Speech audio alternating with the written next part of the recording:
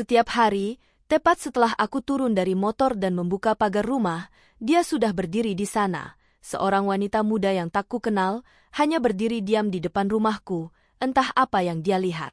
Dan aku tak pernah punya cukup keberanian untuk menanyakan alasannya, sampai aku memberanikan diri untuk menanyakan. Inilah dia, kisah seorang wanita muda yang selalu berhenti di depan rumahku setiap hari setelah aku pulang kerja. Setiap sore, tepat ketika matahari mulai condong ke barat, aku memutar kunci motor dan bergegas pulang ke rumah.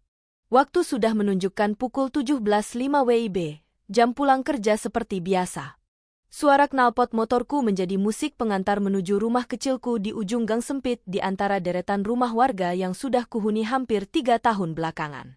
Tapi akhir-akhir ini, bukan lagi kesunyian yang menyambutku saat memasuki gerbang rumah. Ada sosok yang selalu hadir, seolah telah menjadi bagian dari rutinitas pulangku. Dia berdiri di sana. Seorang wanita muda, kira-kira seusia mahasiswi semester akhir, dengan rambut hitam panjang yang kerap ia biarkan tergerai. Sweater abu-abu yang ia kenakan mulai tampak lusuh, entah karena terlalu sering dipakai atau memang hanya itu satu-satunya yang ia punya. Ia selalu berdiri tepat di trotoar depan rumahku. Ia hanya diam dan menatap.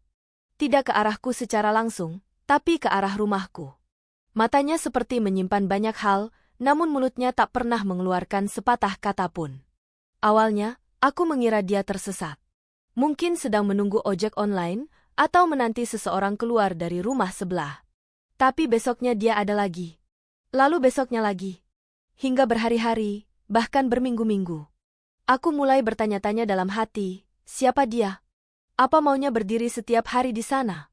Tapi aku terlalu sungkan untuk langsung bertanya. Setiap kali aku turun dari motor dan menatapnya sejenak, aku hanya bisa membalas tatapannya dengan anggukan kecil, lalu membuka pagar dan masuk ke rumah sambil pura-pura tenang. Masih di sini, gumamku pelan suatu sore, setengah bingung setengah penasaran. Pernah satu kali aku mencoba menunggu sampai dia pergi, hanya berdiri di balik tirai ruang tamu sambil mengintip. Tapi dia tak kunjung pergi, dia malah berdiri lebih lama dari biasanya.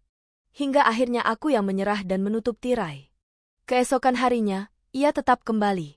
Rasanya seperti sedang diawasi, tapi juga tidak ada aura mengancam dari dirinya.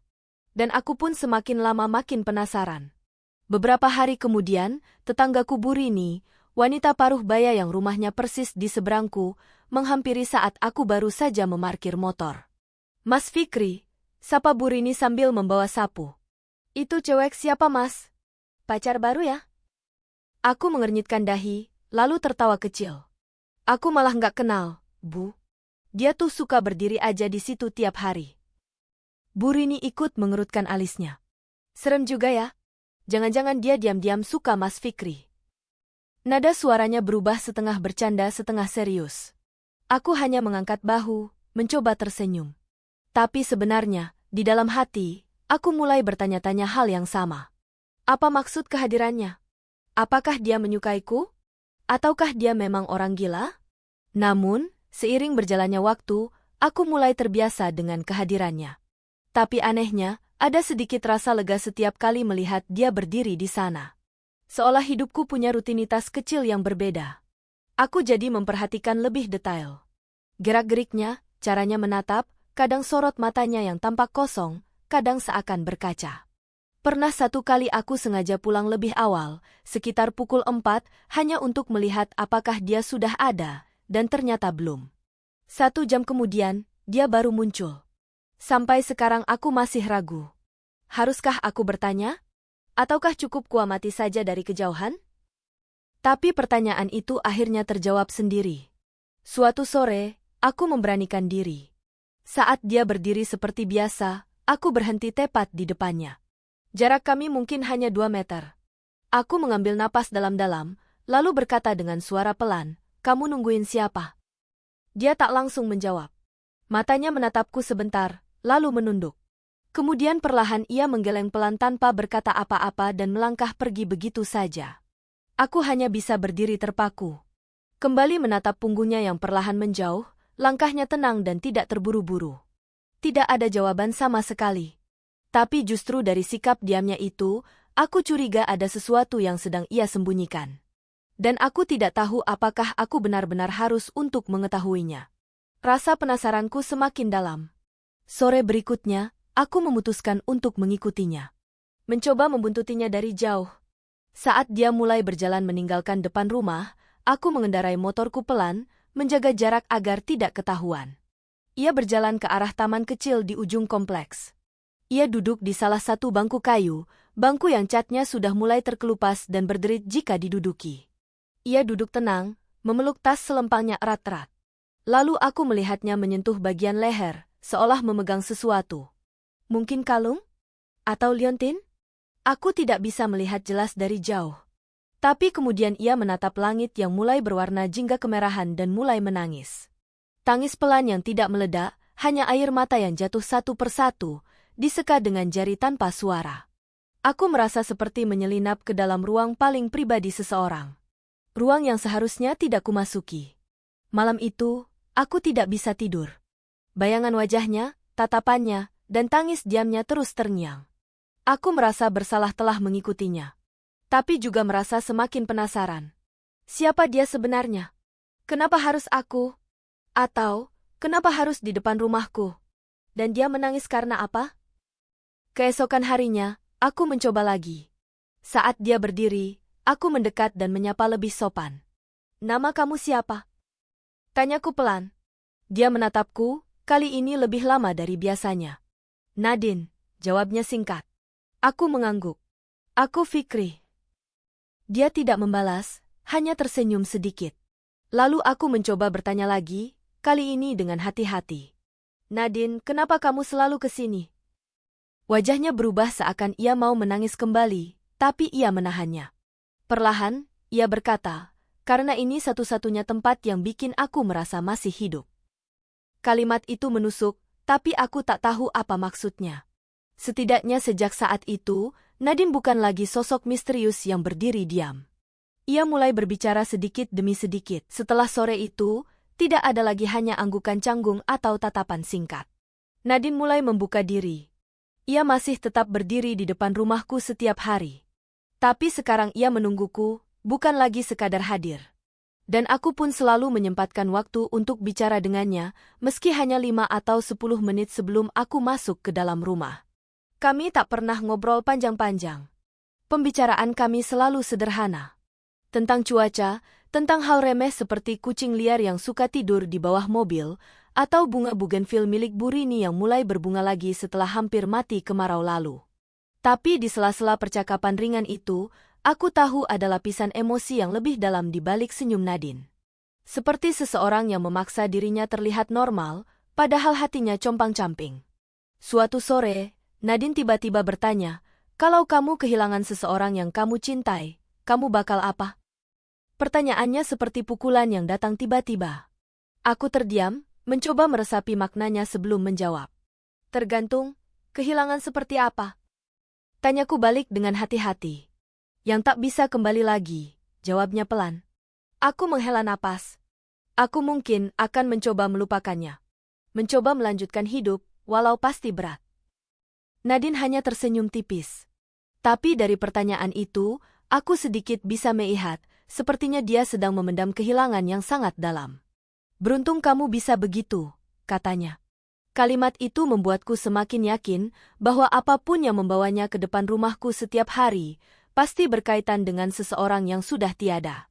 Seseorang yang sangat ia cintai. Beberapa hari kemudian, saat kami kembali duduk di tangga teras, ia mengeluarkan sesuatu dari tas kecilnya. Sebuah kalung kecil yang rantainya sudah kusam, dengan liontin bulat berukir huruf R. Ia menggenggamnya erat sebelum menyerahkannya padaku. Ini bukan buat kamu. Tapi aku minta tolong, simpan ini ya, katanya. Aku menatapnya bingung dan bertanya. Buat apa? Sekarang aku nggak punya tempat buat nyimpen ini, tolong simpankan ini untukku.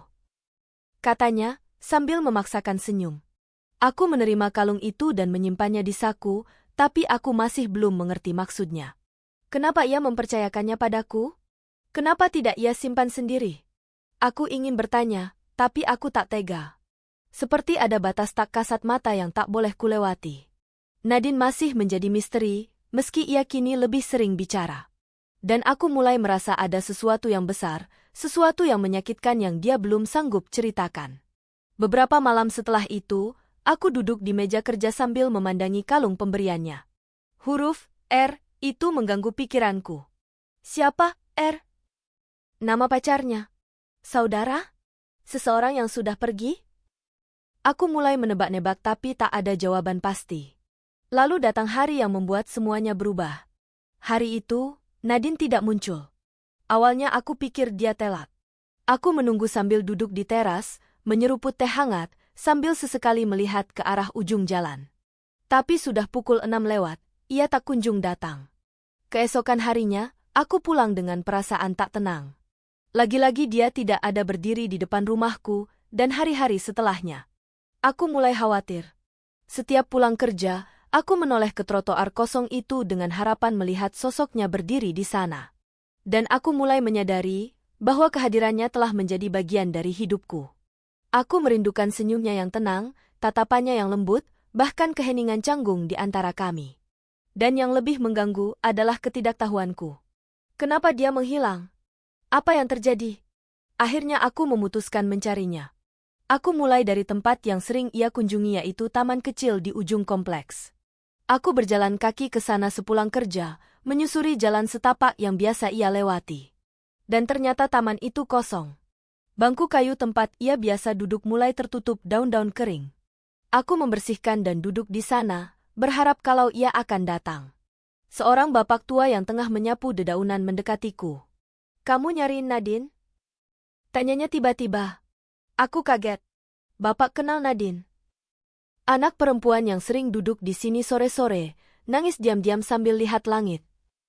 Tanyanya memastikan. Aku mengangguk cepat. "Iya, betul Pak."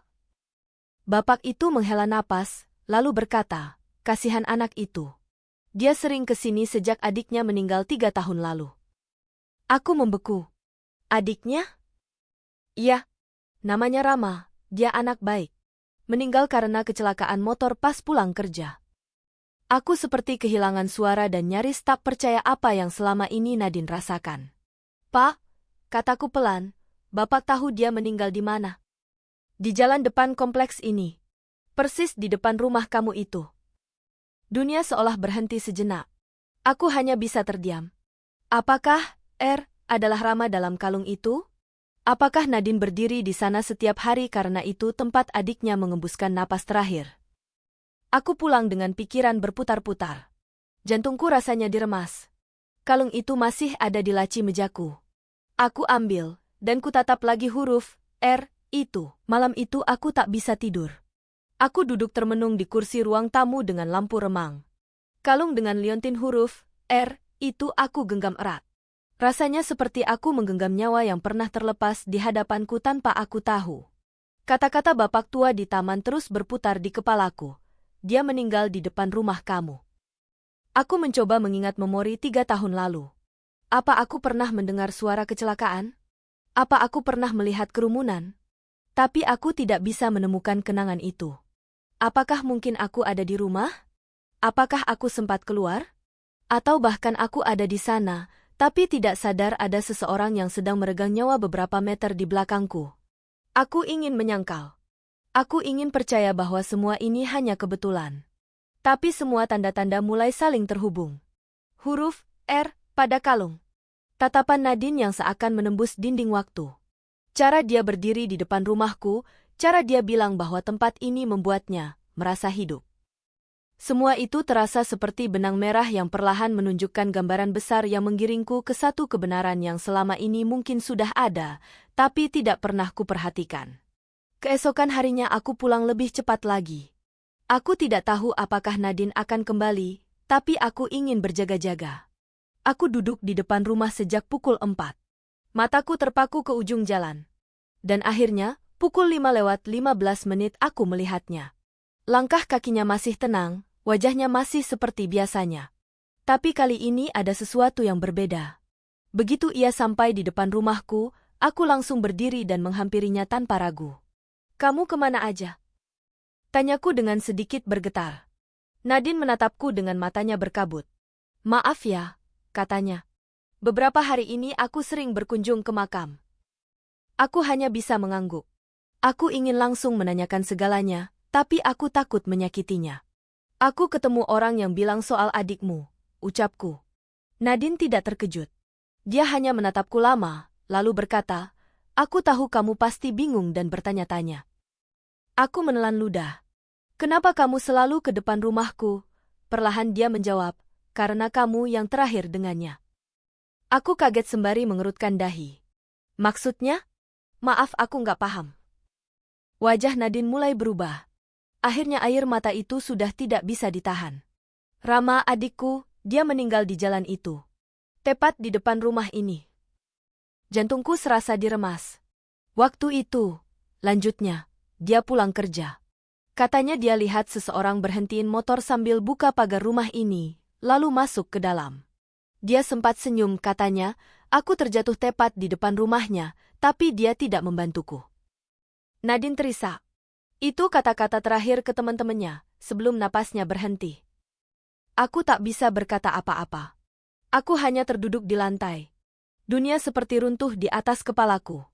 Kamu orang terakhir yang dilihat adikku sebelum dia meninggal, ucap Nadine lirih, lalu duduk di sampingku. Makanya aku kesini terus. Aku cuma ingin tahu seperti apa orang itu. Aku mencoba bernapas, tapi dada terasa sesak. Nadine, maafkan aku beneran nggak tahu, aku nggak pernah sadar. Iya, aku tahu, katanya cepat. Aku tahu kamu mungkin nggak tahu. Aku nggak marah dan nggak nyalahin kamu. Dia tersenyum di antara air matanya. Aku cuma kangen adikku, siapa tahu dia masih sering main ke sini.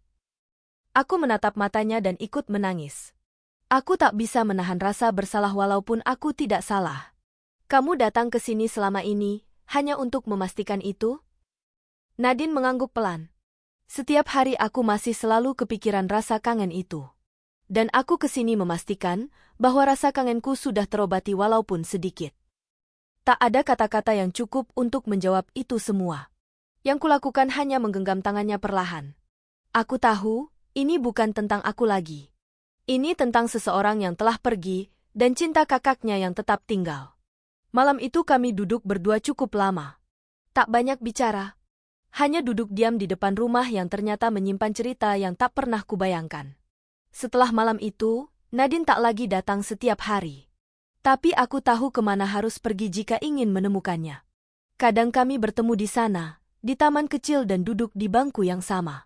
Tak selalu bicara soal Rama. Kadang soal hidup, pekerjaan, atau masa depan. Sejak Nadine akhirnya membuka semua cerita yang selama ini ia simpan rapat-rapat, aku tidak lagi melihat dunia dengan cara yang sama. Segala sesuatunya berubah. Bahkan suara knalpot motorku saat pulang kerja terasa berbeda. Setiap sore, ketika aku kembali pulang dari kantor dan melewati tikungan itu, kini terasa sakral. Aku tidak pernah merasakan apa yang dirasakan Nadine, tapi aku mencoba untuk selalu berprasangka layaknya aku yang mengalami seperti itu. Nadine memang tidak datang lagi setiap hari. Tapi kami tetap bertemu. Kadang di taman kecil itu, kadang di warung dekat masjid setelah salat maghrib, kadang kami hanya bertukar pesan lewat ponsel. Aku ingat suatu sore saat kami duduk di bangku taman, Nadine berkata, dulu aku datang ke rumahmu bukan karena benci. Tapi karena ingin tahu, apakah dia meninggal dalam keadaan baik-baik saja. Aku menatapnya dengan senyum getir. Adikmu orang yang baik, ia pasti akan baik-baik saja di sana. Semoga surga buat adikmu, Nadine. Nadine tidak menjawab. Tapi ia menggenggam tanganku dengan erat. Dan kadang, itu lebih dari cukup. Aku semakin semangat sekarang, aku bisa menjadi bagian dari cerita orang walaupun sedikit menyakitkan. Tapi setidaknya, aku bisa menjadi teman pelipur lara Nadine, ia sekarang sudah tidak sendirian melewati masa-masa ini. Aku siap kapanpun ia butuhkan.